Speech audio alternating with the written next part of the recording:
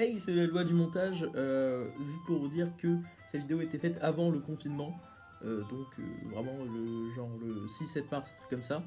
Voilà, ne vous méprenez pas si la qualité est peut-être moins ouf ou alors juste si je parle pas du confinement. Donc c'est normal, voilà.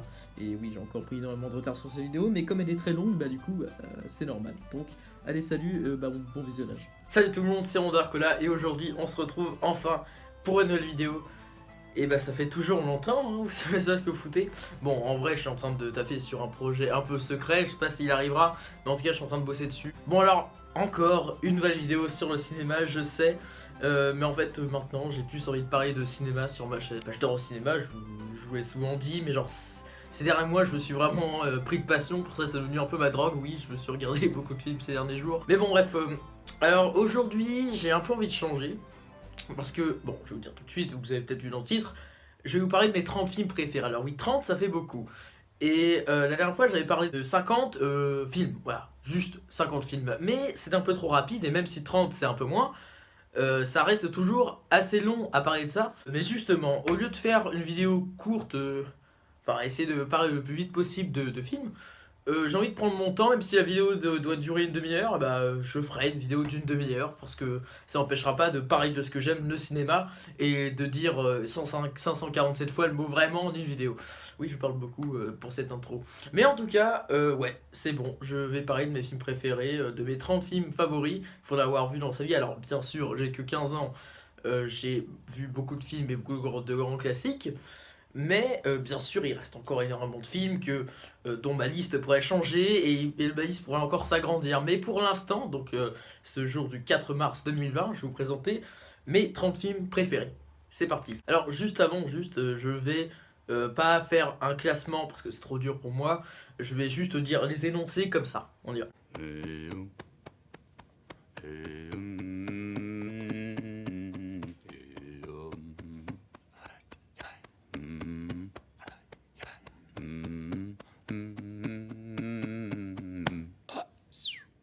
Donc un film de Martin Scorsese sorti en 2013 et interprété en rôle principal, donc Jordan Belfort, Leonardo DiCaprio. Alors ce film là je l'ai vu pendant les vacances, parce que ça faisait des années que je me suis dit il faut que je vois ce film, et ces derniers temps je me suis mis à regarder beaucoup de films de Scorsese, tels que Les Affranchis, Taxi Driver et tout, tu connais, et sérieusement j'adore le film. Sérieusement, juste, y a du cul, il y a de la violence, vous me connaissez, j'aime beaucoup la violence et le sexe, un peu comme tout le monde. Et déjà, le film est long, 3 heures vraiment, mais 3 heures en biopic et juste l'évolution du personnage qui part juste d'un petit trader, et à la fin, juste un gars hyper riche. Donc j'explique, c'est un trader, donc Jordan Belfort qui commence par devenir trader, qui apprend le métier et qui en devient un, et qui fonde sa petite entreprise, Stratton Oakmont, je crois, et ça cartonne. Donc, ils se font tellement de thunes que vraiment ça en devient incroyable, et c'est ça, juste parce qu'ils font des millions par jour, et puis c'est fantastique, c'est juste, c'est un rêve, et puis il y a énormément de scènes à mourir de rire, et puis surtout des scènes des fois un peu tristes, et le film contient 569 fois le mot fuck, c'est incroyable, mais en tout cas c'est un film génial, et vraiment les 3 heures tu les passes comme ça. Vraiment, pour l'instant, donc j'ai pas encore vu tous les films de Scorsese, il me reste encore pas mal, pour l'instant c'est mon Scorsese préféré. Bon, je suis peut-être un peu le jeune con comme ça en disant ça, parce que pour dire ça à mon âge, alors que moi ayant vu Raging Bull, Taxi Driver, Les Affranchis, ou genre 3 films qui pourraient facilement dans les plus de 20 ans ou 30 ans passer dans leur film préféré de Martin Scorsese, et moi c'est pas le cas, ou alors je suis encore jeune et con et je ne comprends pas encore tout au cinéma pour que Taxi Driver ou Raging Bull fassent partie de mes films préférés de Scorsese, même si j'aime beaucoup Les Affranchis et Taxi Driver. Le Raging Bull j'aime un peu moins, mais bon bref.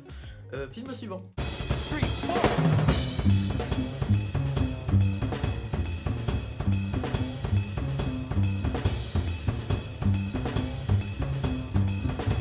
Whiplash de Damien Chazelle est sorti en 2014 et est un film de musique racontant la vie de Andrew Neiman, qui veut percer dans la batterie, donc jazz game on va dire, et pour ça il va falloir travailler sa batterie, et donc il va être sous l'œil de Terence Fletcher, donc un professeur de jazz qui est ma foi assez dur, un peu, il m'a beaucoup fait penser un peu, enfin pas trop non plus parce qu'il est quand même un peu moins dur, même beaucoup moins dur, il m'a fait penser beaucoup au, comment il s'appelle, le chef instructeur là dans, oui, le sergent Hartman dans Full Metal Jacket. Donc, ça va être dur, et justement, des fois, il y a quelques scènes où tu te dis, non mais c'est pas possible, vraiment, le gars, il veut vraiment être le meilleur, parce que, il joue de la batterie jusqu'à saigner des mains et tout, mais, donc du coup, ça peut faire un peu mal des fois, mais c'est juste, la mise en scène pendant les morceaux et tout est incroyable. Déjà, le film, ça montre vraiment le dépassement de soi-même, vraiment, et puis surtout, il y a pas mal de plans, par exemple, à la fin, je ne vais rien spoil, heureusement, où il y a un plan sur Terence Fletcher comme ça en train de me parler de morceau, et là la caméra elle fonce sur Andrew qui joue de la batterie comme un malade comme ça, mais c'est juste, et tu tapes du pied pendant 2 heures comme ça, à chaque fois tu tapes du pied parce que c'est juste, le jazz c'est vraiment hyper entraînant, là c'est du jazz vraiment, c'est du jazz frénétique et pas du jazz tout doux, et ça, vraiment, c'est ce que j'ai adoré dans Whiplash, genre un film qui te prend comme ça par les tripes, ça arrive pas 2 fois, et je commence vraiment à adorer Damien Chazelle parce que après La La Land qui m'a foutu une putain de claque, là je me retrouve avec Whiplash, là oui, Damien Chazelle, je t'aime. Donc, film suivant. Je regarde autour de moi et je vois un tas de nouveaux visages. Vos gueules. Ça veut dire que beaucoup d'entre vous ont enfreint les 2 premières règles du Fight Club.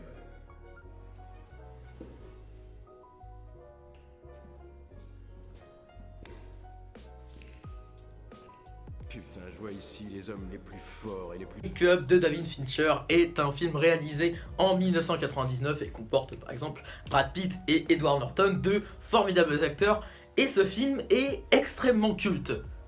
Mais vraiment, il est dans le top 10 des plus grands films de tous les temps d'IMDb, et c'est un film du coup qui raconte un peu les dérives de la société de consommation, et donc, je raconte un peu, donc c'est le narrateur, on ne connaît pas son nom, qui vit seul, il mange seul, il dort seul, et il rencontre, donc il est un peu triste et il est un peu dépressif, et du coup il fait quelques trucs, et j'arrive pas à expliquer, bref, et il rencontre, comment il s'appelle, Tyler, qui va en fait, avec eux, enfin ensemble, ils vont fonder un truc qui s'appelle le Fight Club, où tu vas un peu retrouver ta virilité, juste que tu vas te sentir plus vivant en le battant, en fait, juste tu, je sais pas, genre tu retrouves ta virilité, et puis tu te sens vivant quoi, dans un monde où personne ne ressent rien, ou en tout cas, non ce n'est pas Matrix, dans un monde où le narrateur ne ressent plus rien, et donc ça va lui permettre de revivre un peu.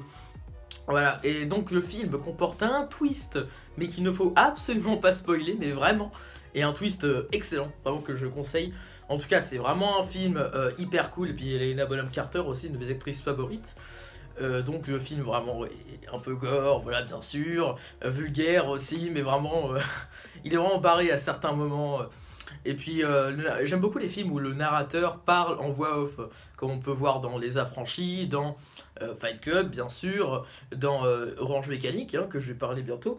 Mais bref, ce genre de film comme ça j'aime beaucoup, et d'ailleurs aussi dans Loup de Wall Street. Donc c'est un film génial que je vous conseille, je l'ai vu 2 fois, hein, donc je pense que je suis bien placé, et puis comme je connais le twist et que j'ai regardé quelques vidéos dessus que je me suis renseigné, je pense que vous pourrez regarder ce film haut la main. Voilà, et donc le film est très facilement regardable parce que le twist final te remet en question sur tout le film. Film suivant. Tu vois, le monde se divise en 2 catégories. Ceux qui ont un pistolet chargé et ceux qui creusent. Toi, tu creuses. Le bon, la brute et le truand est un film de Sergio Leone réalisé en 1966. Donc, juste, il y a Clint Eastwood, donc au calme, c'est bon, c'est un des westerns les plus cultes du cinéma. Et c'est super. Bon, alors, là, comme je connais pas extrêmement bien le film, je pense que je suis pas très bien placé pour dire, parce que je m'y connais pas du tout en western, hein, c'est pas parce que juste que j'ai regardé 2 westerns, et en particulier ce de Tarantino, que je m'y connaître. Mais en tout cas, le film, déjà, il est long, un très long western, que je trouve, j'en ai encore plein de westerns à regarder, mais celui-ci, vraiment, déjà, la bande-son est culte. En plus, juste, les scènes sont cultes aussi, la scène de fin en particulier. J'aime beaucoup les personnages, hein, par exemple le personnage de Tuco. Donc un peu, j'aime beaucoup sa relation avec Blondin. Voilà, donc en fait je crois que je connais même pas son nom, mais je crois qu'il c'est juste Blondin. Il s'appelle, on connaît pas son nom. Donc leur relation, j'aime beaucoup. Au début, ça parle d'un truc chaotique, et à moitié du film, en fait, bon, je vais rien dire, mais leur relation un peu évolue. Et à la fin, on croit que c'est bien, mais en fait ça évolue pas du tout. Enfin, bref, j'aime beaucoup cette relation. Ouais. Donc tu sais, c'est trois cow-boys, on va dire, qui veulent trouver un coffre au trésor, hein, bien sûr. Et bah pour ça, ils vont devoir vraiment enquêter et puis avoir des actions, un truc comme ça. Mais donc, bref, le film est rempli de scènes superbes. La scène du début, vraiment dans la maison, je la trouve très lente, mais je la trouve aussi superbe parce que ça commence extrêmement lentement. Et là, on voit les personnages parler. Et là, il y a une grosse scène. Voilà, bon, je pense que vous avez compris juste avec le comme ça, hein, vous avez compris. Mais juste, je trouve cette scène vraiment qui résume tout le film. Il y a des scènes à la fois lentes et à la fois un peu brusques, comme ça. Mais en tout cas, c'est un super film de western et un de mes films favoris.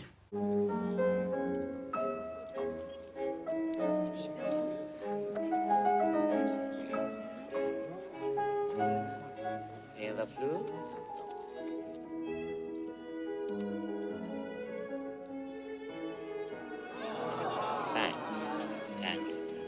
Barry Lyndon est un film de Stanley Kubrick sorti en 1975. Alors là les gars, ça je peux vous le conseiller, mais haut la main, comme tous les autres films. Mais celui-ci, il m'a foutu une telle claque.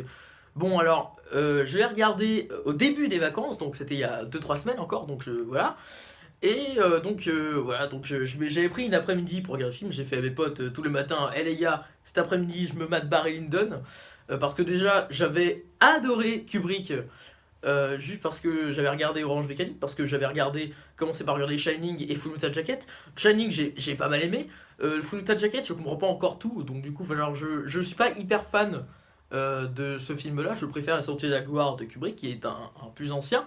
Et donc j'ai regardé Orange Mécanique en décembre, et putain le film m'avait tellement marqué, vraiment, et il était un peu glauque, et puis bon oui c'est vrai que là j'étais encore un peu jeune pour voir ce film là, parce que bon j'ai 15 ans voilà, et, donc bref même à 15 ans c'est un peu encore un peu hard pour voir Orange Mécanique, parce que c'est vraiment un film glauque, mais là n'est pas la question, on parle de Barry Lyndon, donc j'ai regardé Barry Lyndon qui est sorti après Orange Mécanique, et putain la claque, juste alors il y a juste des caméras en fait qui ont été faites spécialement pour ce film, parce que tout est filmé à la lueur du jour, et donc pour que les caméras tiennent ça, et bah, la NASA a travaillé avec Kubrick, comme ils avaient déjà travaillé avec 2001 l'Odyssée de l'espace, pour faire des objectifs qui permettent de filmer des scènes sans lumière de studio. Je crois que c'est à peu près ça. Ensuite, il y a Ryan O'Neal dedans. Donc, bon, après, il s'est fâché avec l'acteur, avec Stanley Kubrick, parce que Stanley Kubrick, c'est pas un mec hyper. Bah, il était pas très sympa des fois. Hein. Il refaisait à 50 ou 100 prises, et donc des fois, c'était un peu chaud. Voilà, donc j'ai revu une image d'archive de Shining, et c'était un peu dur avec Shelley Duvall.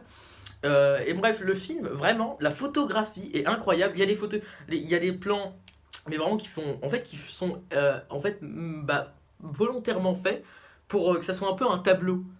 Donc déjà ça fait un truc extrêmement cool.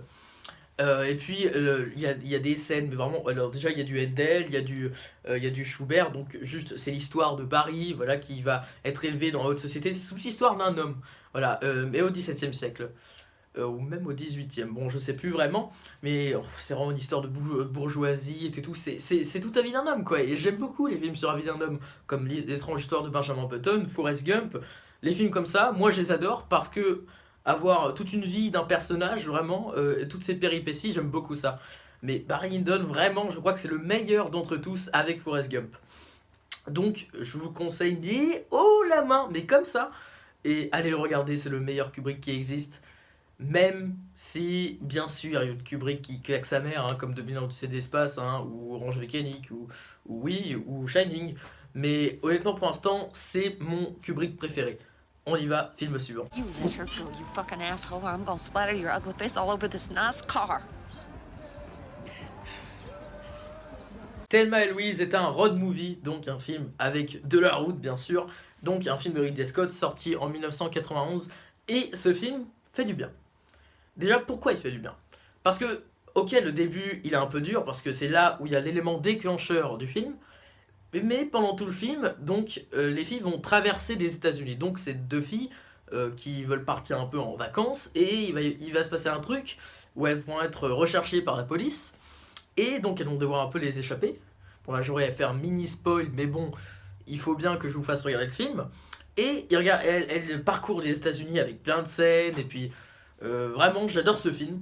Alors les deux actrices je ne les connaissais pas vraiment parce que j'aimerais parler du niveau casting, mais le casting chers amis, il est mais au poil. Presque meilleur que Pulp Fiction. Non, je rigole. Déjà, il y a Harvey Keitel.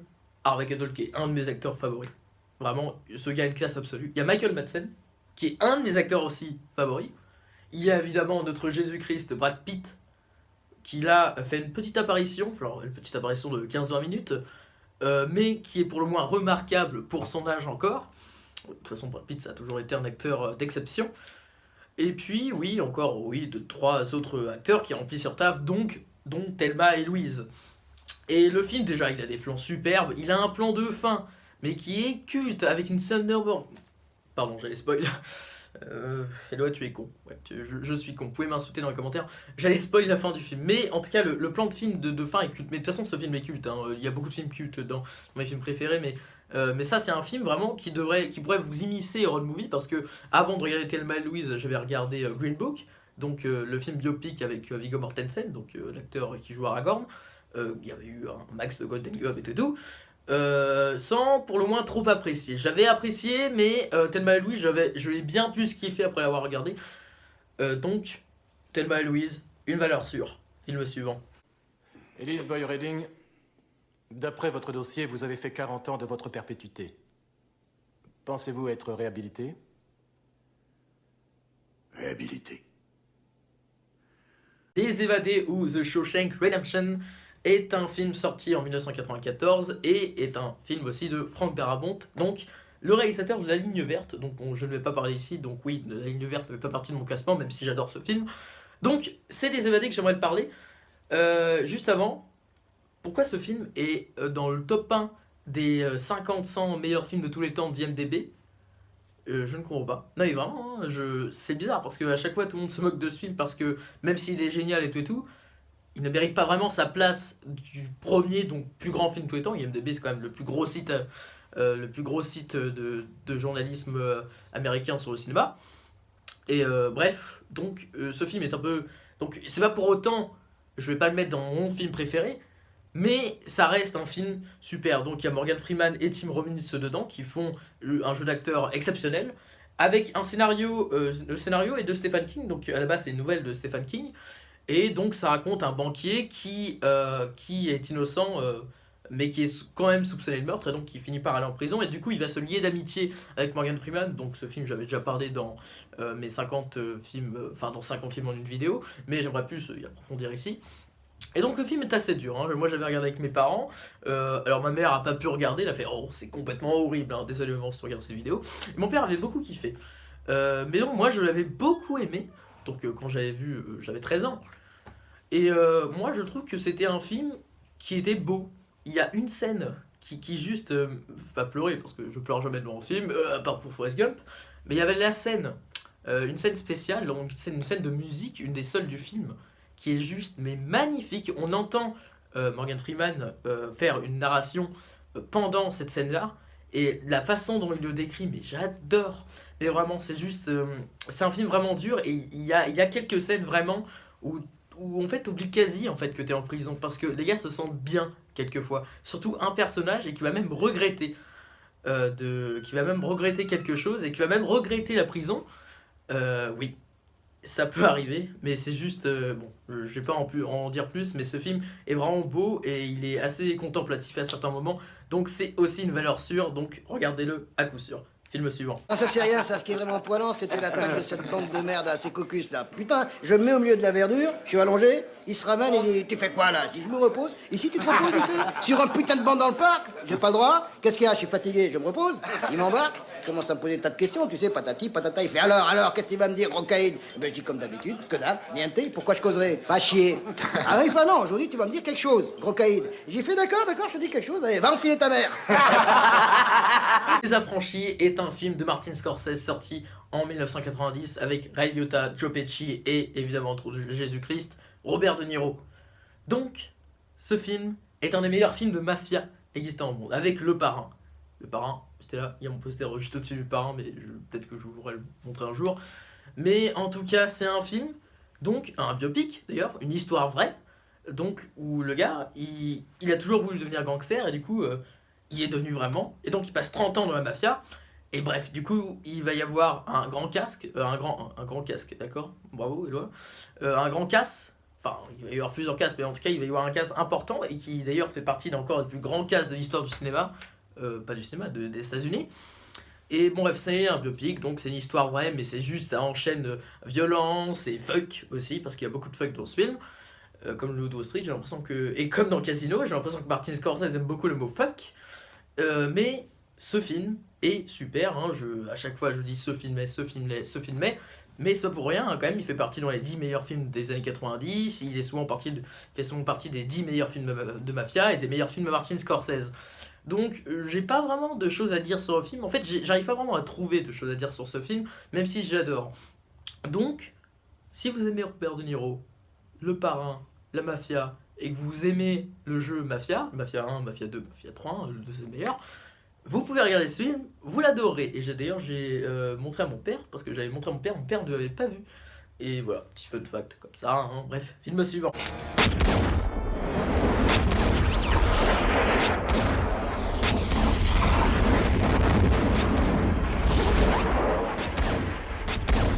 Bon, là on parle du meilleur film de science-fiction de la Terre entière, avec notre Jésus-Christ, Keanu Reeves. Bon, vous avez compris, hein, rien qu'on parle de science-fiction culte avec Keanu Reeves, oui, je vais bien évidemment parler de Matrix, qui est un film sorti en 1999 et qui a un scénario. Un scénario, les amis. Putain de merde, un scénario de malade. Donc, je vais rien vous dire sur le scénario. Bon. Non, en fait, j'ai même pas envie de vous parler du scénario, mais c'est juste le scénario, c'est un truc de malade. J'ai jamais vu un truc aussi flippant, aussi cool. Vraiment. Alors que c'est un scénario original, hein, je crois. Hein. J'ai pas checké là, et d'ailleurs j'aurais dû checker pour le bien de ma vidéo, mais comme je suis un connard. Donc, les scènes d'action, elles sont superbes. Je trouve pour l'époque, le film a pas vieilli, hein, niveau effets spéciaux. Enfin, je trouve qu'il a pas vraiment vieilli. Parce que même si le film date. Oh putain, ça fait 21 ans qu'il est sorti, merde. Enfin, bientôt. Parce que nous sommes en 2020, hein, si tu ne le savais pas. Mais en tout cas, c'est un film vraiment de science-fiction pur et dur, avec des scènes, mais le nombre de scènes cultes. En fait, c'était mon père qui me l'avait montré, donc j'avais 13 ans à ce moment-là. J'ai regardé aussi pas mal de films cultes à 13 ans. Donc c'était mon père qui me fait ah, t'as pas vu Matrix? Ok, on se regarde. Et donc j'avais beaucoup vu en ayant vu certains JDG, j'avais vu un JDG qui parodie Matrix et certaines scènes aussi qu'on a utilisées sur YouTube, et toutes les scènes je les connaissais. Enfin, pratiquement, il y avait beaucoup de scènes que je connaissais parce que elles étaient beaucoup parodiées sur YouTube. Il y a eu beaucoup. Comme c'est beaucoup de scènes cultes, et du coup, oui. Mais bref, je me suis bien retrouvé dans ce film. Et puis, le film est pas compliqué, hein, le scénario est super, mais il est simple à comprendre. En tout cas, c'est un film, mais super génial, qui tue sa mère. D'ailleurs, que je me suis revu récemment, je m'en lasse pas. Que vous devriez absolument regarder. Le meilleur film avec Keanu Reeves. De toute façon, j'en ai déjà parlé dans mes 50 films en une vidéo, je sais pas pourquoi je pèse sa voix. Mais on passe au film suivant. Tout en longeant avec eux la marina, j'étais calme en apparence, mais je réfléchissais ferme. Donc, à présent, c'était Georgie le général. C'était lui qui nous disait quoi faire et quoi ne pas faire, avec ce bénéricaneur de dîmes comme bulldog. Et brusquement, j'ai miri que réfléchir, c'est bon pour les gens gloupides, mais qu'un malin puise dans son inspiration et dans ce que le vieux lui envoie. Justement, une musique divine venait à ma rescousse. Par une fenêtre ouverte, la stéréo me parvenait, et j'ai soudain miri mon plan d'action. Bon, alors ça, il fallait en parler. J'en ai parlé sur Barry Lyndon, vous avez compris. Orange Mécanique est un film sorti en 1971, et le film le plus polémique de Stanley Kubrick. Donc c'est un film vraiment qui est gore, violent, très très glauque, extrêmement glauque. Avec du cul, hein, bien sûr, parfait, hein, s'il y a des amateurs. Donc c'est un film déjà qui a fait polémique, qui a été interdit 25 ans en Angleterre par Kubrick parce que comme il voyait qu'il y avait quelques délits et qu'il y avait ces cons de gars qui disaient ouais je suis inspiré de Orange Mécanique, et bah du coup Stanley Kubrick il fait ok c'est trop, hein, j'aime bien mon film, et du coup il a interdit 25 ans alors que le film marchait bien, et donc à sa mort le film a été réintroduit en Angleterre. Donc est sorti en DVD et tout. Il a été interdit dans plusieurs autres pays, mais j'ai pris l'Angleterre vu que c'est un film britannique. Bref, et le film, juste il est violent, bon ça j'ai déjà dit, puis surtout j'en ai parlé dans mes 50 films en une vidéo. Le personnage d'Alex, je le trouve mais magistral. Déjà Malcolm McDowell, il est extrêmement bon pour ce rôle. Le personnage vraiment il est identifiable alors que juste c'est un connard né ce gars. Mais vraiment, alors ne regardez pas avec vos parents parce qu'il y a quand même pas mal de scènes, t'as compris, et regardez des scènes avec des scènes de cul avec ses parents, ça met toujours mal à l'aise. J'ai pu en faire les frais dans certains films dont je ne parlerai pas ici. Et voilà. Donc, vous avez des scènes cultes aussi, vous avez une scène en particulier extrêmement culte, même mon prof de français l'année dernière il en avait parlé. Et putain de merde, j'étais content qu'il avait fait cette allusion-là. Mais comme je connaissais pas le film l'année dernière, bah du coup j'ai fait ah ouais cool, au moins il a pas été si moche. Bref, ça c'est un film extrêmement culte et mon deuxième Kubrick préféré. Et ça, vous devriez absolument le regarder. Même si vous êtes un peu sensible aux trucs comme ça, ne le regardez pas vraiment. Mais ça c'est vraiment un film génial. Donc un chef-d'œuvre culte. Film suivant. Cours, Forrest, cours! Cours, Forrest! Reviens ici, toi! Le chef-d'œuvre de Robert Zemeckis. Juste un film, le meilleur film de Robert Zemeckis, donc qui est un peu plus haut que Retour vers le futur, parce que Retour vers le futur, j'adore ce film. Forrest Gump. Forrest Gump, les gars. Ça, c'est la vie d'un homme. Ça, c'est un chef-d'œuvre. Il y a des scènes, mais putain, elles sont belles. Et c'est le seul film qui a réussi à me faire pleurer. Le seul film, vraiment. Et ça n'a pas de prix. Et donc, juste un film si beau comme ça devrait être illégal, sérieux. Enfin non, ça devrait être légal, mais c'est juste... On se demande comment c'est possible de faire juste un déluge d'émotions comme ça. Sérieusement, j'ai harcelé mon petit frère pendant un mois pour qu'il le regarde. Le jour où il le regarde, putain de merde, il chiale sa mère comme ça. Désolé, hein, Tim, si tu regardes cette vidéo. Mais en tout cas, il avait adoré et donc j'ai remontré à mon père parce que mon père l'avait. Bon, désolé, la caméra a coupé parce que peut-être que je me suis trop emballé. Non, je rigole. Juste, mon téléphone avait plus de stockage, voilà, donc parce que j'ai trop fait de vidéos, non je rigole, en fait j'ai trop installé des vidéos de merde qui ne servent à rien. Bref, continuons la critique. Donc, mais Forrest Gump, mais c'est un chef-d'œuvre, mais vraiment, mais genre, mais vraiment, le film est incroyable. J'ai pas les mots, juste foncez. J'ai rien à dire dessus, foncez les gars. De toute façon, c'est difficile de résumer Forrest Gump et d'en parler, parce que juste le film raconte tellement de choses que c'est pas vraiment possible de faire un résumé dessus.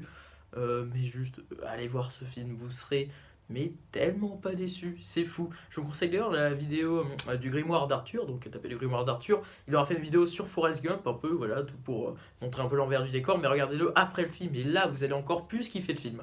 Film suivant. Reste cool, sac à merde. Terminator 2, Le Jugement Dernier, est un film sorti en 1984 par notre Jésus-Christ, James Cameron, et est un film vraiment le deuxième juste de la série Terminator. Le premier avait déjà kiffé, que tout le monde avait kiffé, donc 6 ans plus tard je crois sort, non 7 ans plus tard, quel con est loi, tu ne sais pas calculer, bref, donc est sorti donc en 1991 Terminator 2, qui est juste un putain de bon film, un des meilleurs films d'action qui existent, avec juste Schwarzy, juste un acteur de légende ce gars. Les scènes sont géniales, enfin les effets spéciaux ils ont tellement pas vieilli, avec une histoire mais tellement prenante. Sérieusement, ce film, c'est une bombe à tous les étages. Donc, allez-y, foncez, film suivant.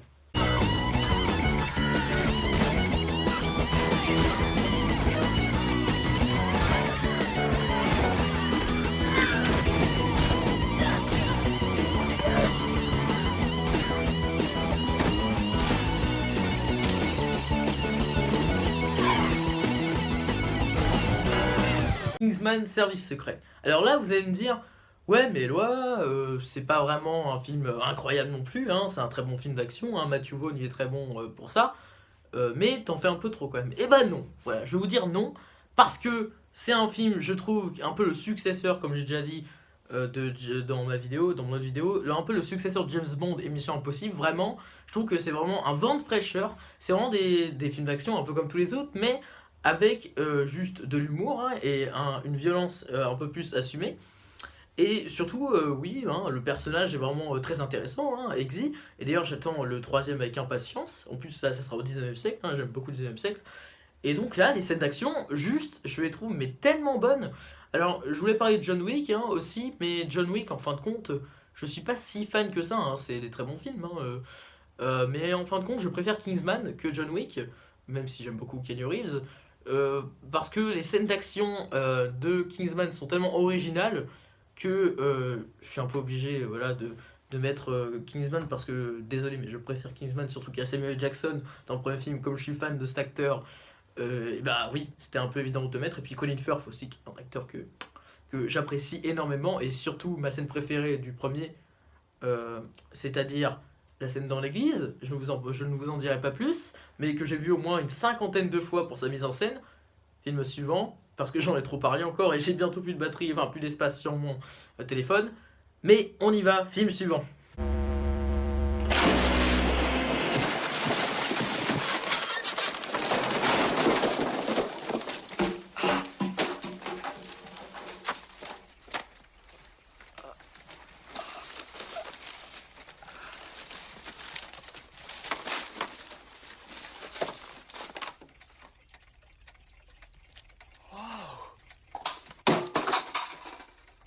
Ça, c'est du rock.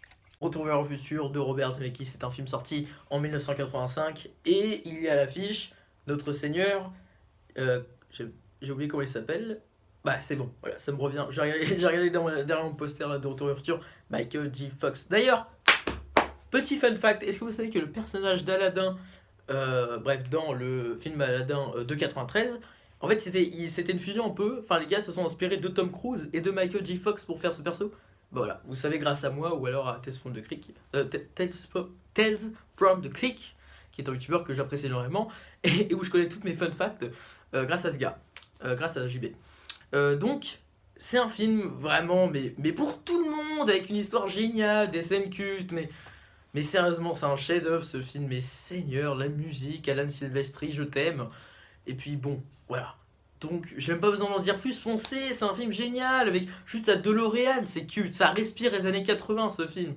Juste, c'est un chef-d'œuvre. Robert Zemeckis avec Steven Spielberg, ça fait de l'or, les gars.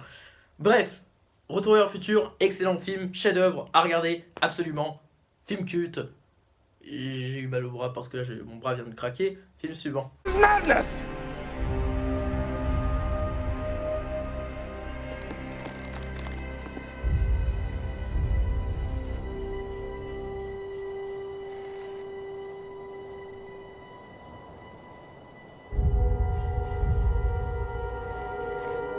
Madness. This is Sparta!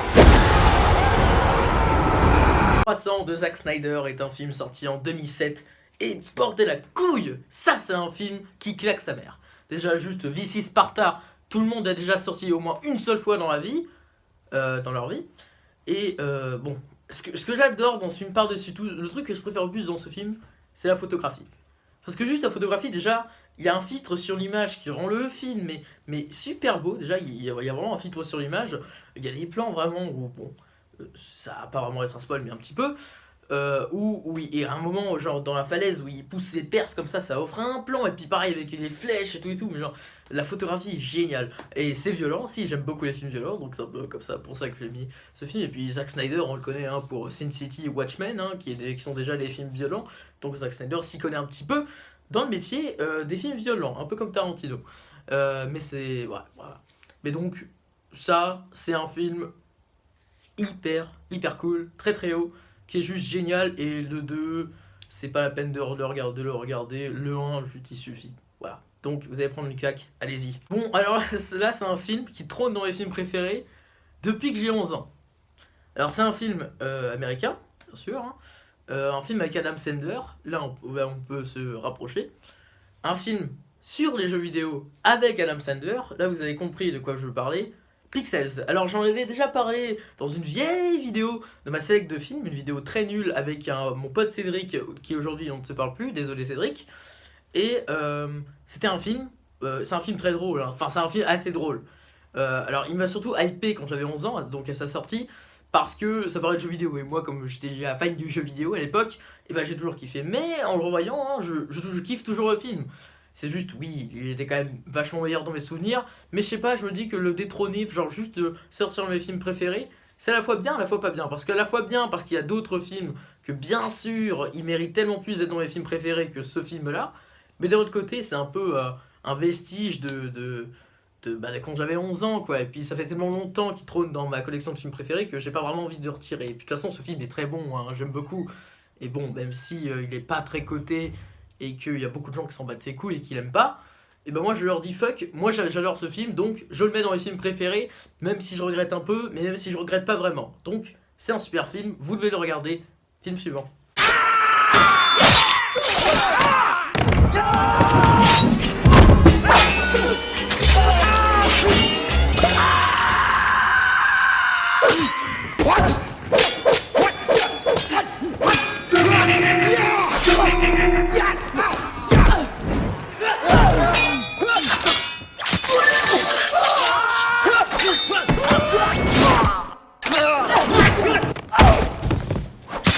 Là on va parler de deux films en même temps, parce que c'est juste un diptyque, c'est deux films indissociables. Kill Bill 1, Kill Bill 2. J'adore Tarantino. Kill Bill, c'est un des meilleurs Tarantino. Juste Uma Thurman, elle est parfaite dedans. J'adore ce rôle, j'adore ce film. Le film il est gore, mais bon de toute façon j'ai déjà parlé du film dans une chronique sur Kill Bill d'ailleurs. Et bref, c'est vraiment cartoon, et puis l'ambiance et tout. Alors au début, je préférais le 2 au 1, parce que le 1, la violence, oui, j'avais déjà dit, mais genre, ça m'avait un peu lassé. Mais le 2, oui, c'est vrai que même s'il pousse un peu sur les persos, il reste superbe. Et d'ailleurs, attendez, petit fun fact, hein, parce que comme j'ai pas vraiment beaucoup de choses à vous dire dessus, vu que j'ai déjà tout dit, j'ai une amie qui a vu Kill Bill 2, avant Kill Bill 1. Et elle a vu Kill Bill 2, mais elle n'a pas vu Kill Bill 1. Donc c'est le pire, parce que déjà, si t'as vu Kill Bill 1, mais que t'as pas vu Kill Bill 2, ça commence à devenir compliqué. Et bah c'est nul, parce que genre Kill Bill 2 c'est la suite de l'histoire, donc si tu veux, il faut absolument voir Kill Bill 2 si t'as vu Kill Bill 1. Mais là elle a regardé Kill Bill 2, alors déjà regarder Kill Bill 2 puis après Kill Bill 1 c'est un peu con, mais regarder Kill Bill 2 sans regarder Kill Bill 1, bah ça marche pas, c'est de la merde. Alors désolé Alice, hein, je t'aime beaucoup, tu es une superbe amie, mais tu devrais regarder Kill Bill 1. Et comme tu sais que j'adore Tarantino, et bah tu m'aurais fait plaisir quand tu es venu ici. On aurait pu se faire un petit marathon Kill Bill et tout. Mais bon bref, c'est pas grave. Mais en tout cas Kill Bill c'est génial, c'est des films Mamma Mia qui sont superbes. Ah, ça c'est encore le voisin, il se met tout le temps là. Non mais il est persuadé que c'est son parking alors. Ah, ça va peut-être changer là. Avec une émulsion de foie gras, de prendre...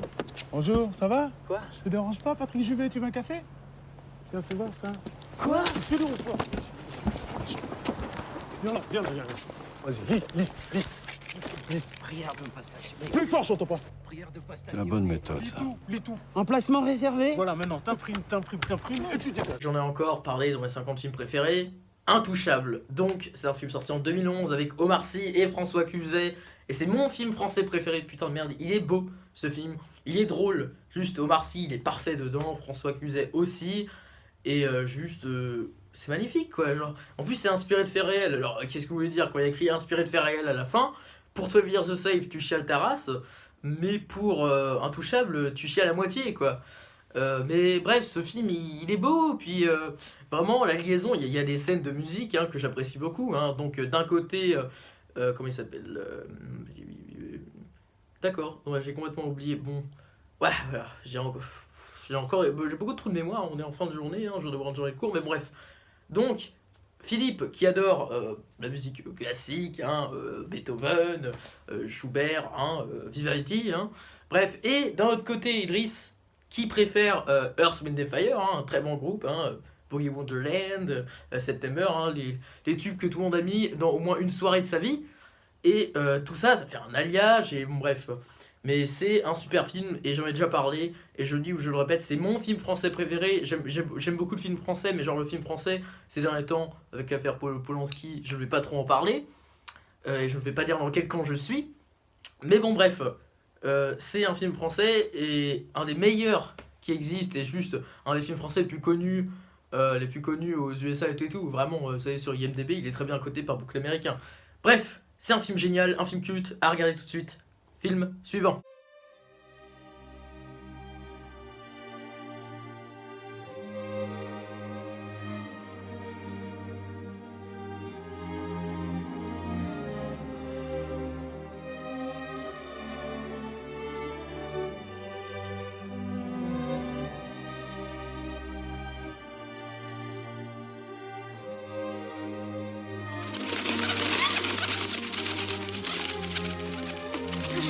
Comment ça va? Moi, je m'appelle Pazou.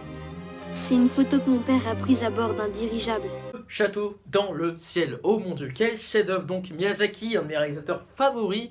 Et ça fait partie de mes films d'animation préférés. Château dans le ciel et bordel. Ce film, il est beau. Il a une direction artistique formidable. Un scénario formidable. Juste des doublages formidables. Bon, même si j'ai que vu le film en VF. Mais en tout cas, les doublages en VF, ils sont très bien. J'ai jamais vraiment critiqué une VF, sauf surtout à part celle de Shining, qui est déplorable. Bref, mais vous rassurez-vous, j'ai vu Shining en anglais, mais j'ai voulu voir un peu la version VF pour voir, et c'est vrai que c'était pas ouf. Bref, donc, Château dans le ciel, il est incroyable, juste pour sa mise en scène, pour son scénario.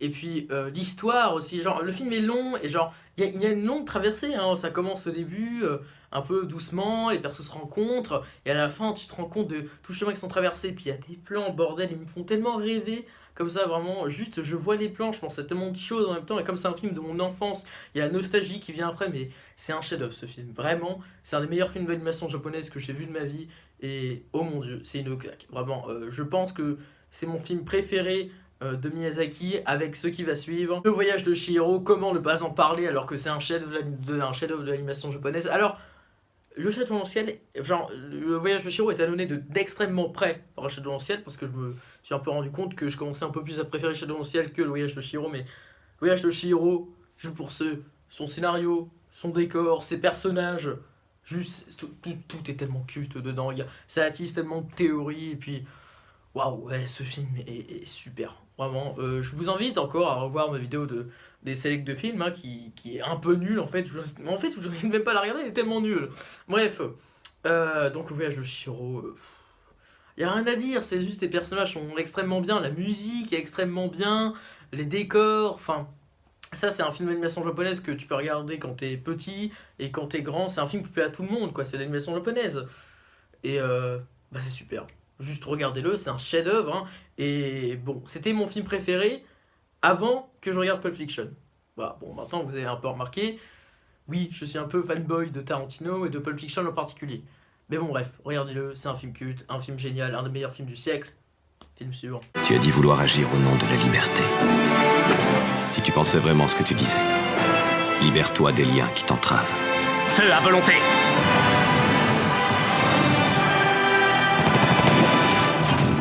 Albator, corsaire de l'espace. Oh my god!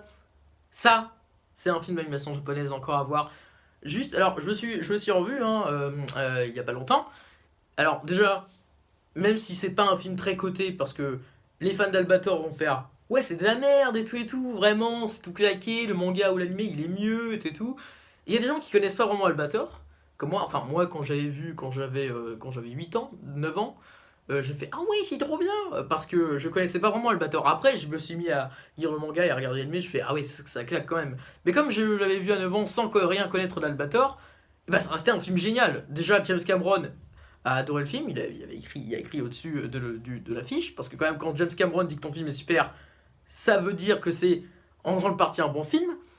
Et bref, voilà. Donc c'est un film avec une direction artistique parfaite, avec une musique et des plans mais spectaculaires. C'est un film que je peux que vous conseiller. Film suivant. Princess Mononoke est un film d'Hayao Miyazaki sorti, je sais même plus quand. Bref, ah oui, peut-être en 97. Bon bref, je vérifie pas mes sources, je suis un connard. Bref, qui est sorti en 97 je crois, donc voilà, étant encore un film de Miyazaki. Celui-ci c'est, en fait quand j'ai vu, c'est encore un film de mon enfance, et je crois que c'est le plus violent de Miyazaki. Enfin il est pas vraiment violent, mais il est plus dur que les autres j'ai l'impression. Alors il y a des gens qui détestent, je comprends pas, et moi j'adore, il y a des gens qui adorent, hein. Mais encore le scénario est superbe, la musique mais elle est monstrueusement cool, elle me revient en tête des fois, hein. Et puis le personnage d'Ashitaka il est juste excellent, il est tellement bon, il est tellement stylé vraiment. Ouais, c'est un peu un Levi de l'ancien temps, je dirais, ou même un peu avant les animés stylés du genre Naruto et tout. Bref, même s'il y avait déjà les persos charismatiques, mais celui-ci est vraiment charismatique. Bref, et ça raconte une histoire donc de protéger la forêt et tout, avec donc rencontrer la princesse Mononoke, la princesse de la forêt. Mais en tout cas c'est un film très beau aussi, un peu sur la protection de la nature, et un film qui raconte, et en plus un film dans le Japon médiéval. Alors au Japon médiéval on n'a pas tendance à tout le temps le voir, hein. D'ailleurs en parlant de Japon médiéval, alors c'est le seul remake Disney que j'attends vraiment, le remake de Mulan, hein, qui devrait bientôt sortir. Bref, et le Japon médiéval, j'aimerais bien en voir plus, comme dans le cinéma, parce que, bon, alors pour regarder des films sur le Japon médiéval, t'as qu'à regarder des films asiatiques. Mais bon, bref, dans les productions américaines, voilà, il n'y a pas tant que ça, hein, donc dans les productions japonaises, bien sûr que oui. Donc bref, là, on envoie le Japon médiéval dans productions japonaises, et je parle beaucoup trop. Bon, film suivant, c'est un film culte, hein, parce que je trace, hein, bref, on y va. T'es sûr que c'est lui? Ouais. Affirmatif? J'en sais rien. Tu ignores si tu es affirmatif? Je connais pas ce mot. Ça veut dire que tu es sûr. Oui. Oui quoi? Je suis sûr que c'est Elise Brittle.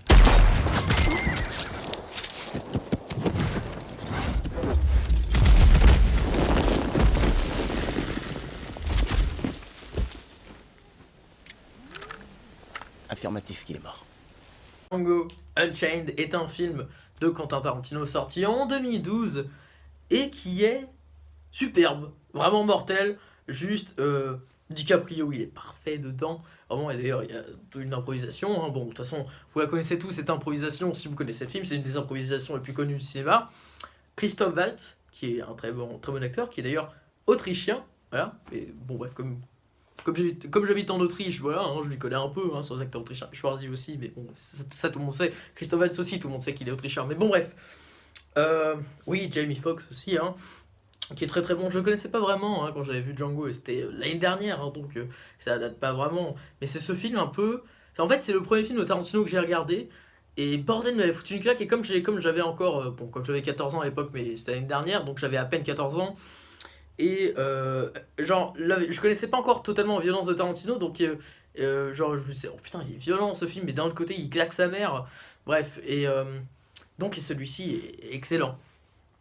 Il y a des scènes mais superbes, et puis là, c'est un des meilleurs films, déjà c'est un des meilleurs films de Tarantino, et moi je trouve que ça fait partie des meilleurs dialogues de Tarantino, il y a surtout la version, enfin avec la scène à table là qui est juste excellente, parce que la discussion est très longue, et puis il y a même du Tupac dans une des scènes, alors sérieusement ça marche, il y a du rap américain de Tupac, juste qui est dans un western qui se passe au 19e siècle.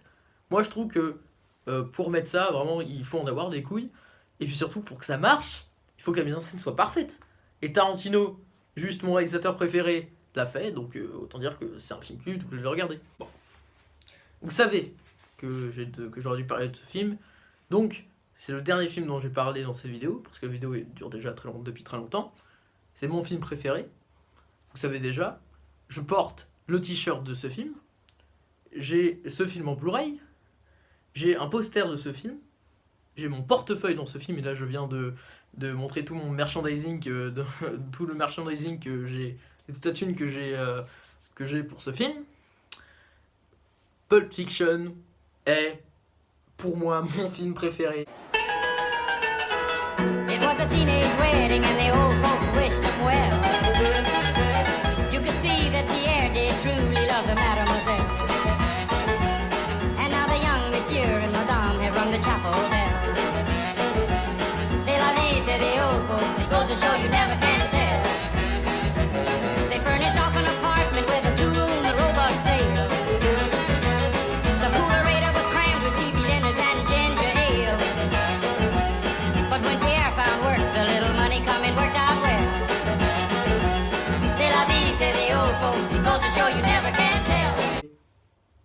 le meilleur film de Tarantino. What does Marcellus Wallace look like? What? What country you from? What? What ain't no country I ever heard of? They speak English and what? What? English, motherfucker! Do you speak it? Yes. Then you know what I'm saying. Yes. Describe what Marcellus Wallace looks like. What? Say what again? Say what again? I dare you. I double dare you, motherfucker. Say what one more goddamn time. He's black. Go on. He's bald. Does he look like a bitch? What? Does he look like a bitch? No! Then why you try to fuck him like a bitch, Brett? He didn't. Yes, you did. Yes, you did, Brett. You tried to fuck him. And Marcellus Wallace don't like to be fucked by anybody. Les meilleurs dialogues au monde. Oh, le con, Vincent, mais t'es malade! Merde, quelle chérie! Oh putain, le con, j'ai buté Marvin! Mais pourquoi t'as fait ça, putain? Mais je sais pas, c'est un accident! Eh ben, des trucs de balade, j'en ai vu un paquet, mais là... Arrête quoi, merde, je te dis que c'est un accident, t'es peut-être passé sur une bosse, je sais pas! Oh, où moi. ça, une bosse? T'en foutrais des bosses, mec! Déconne pas, je te dis que j'ai pas voulu le tuer, le coup est parti, j'y peux rien, voilà, lâche-moi! N'empêche que tu nous fous dans la merde! Un casting, mais incroyable. De toute façon, j'en ai déjà parlé, donc on finit la vidéo comme ça. C'est un film incroyable, j'adore ce film. Bref, donc les amis, on va s'arrêter là. J'espère que cette vidéo vous aura plu. En tout cas, j'aurais vraiment apprécié à la faire, même si j'aurais eu quelques petites galères niveau montage. Alors, c'est une vidéo longue. Mais je suis content d'avoir fait une vidéo longue, au moins de plus de 15 minutes. Parce que ça valait le coup pour parler d'autant de bons films, comme ça. Et moi, ce que je veux, c'est de parler du cinéma sans me dire ouais, attention, je dois parler que 10 minutes, je dois parler que 1 minute pour chaque film, sérieusement. Et donc là, j'ai parlé de films que j'adore et que je suis sûr au moins un pourrait figurer parmi nos films préférés. Et bon, alors, sauf si. Je vais pas dire sauf si. Mais bref, en tout cas, je suis content d'avoir fait cette vidéo, même si j'en fais pas souvent. Si vous l'appréciez, vous pouvez la partager, ça me ferait très plaisir. Mettre un commentaire, le petit pouce bleu éventuellement, mais la partager, j'adorerais. Vraiment, et on se retrouve bientôt pour une nouvelle vidéo et peut-être pour un nouveau projet, comme ça. Bah, c'était Wondercola et moi je vous dis à la prochaine et surtout continuez à regarder vos films comme ça, c'est super. Salut à tous.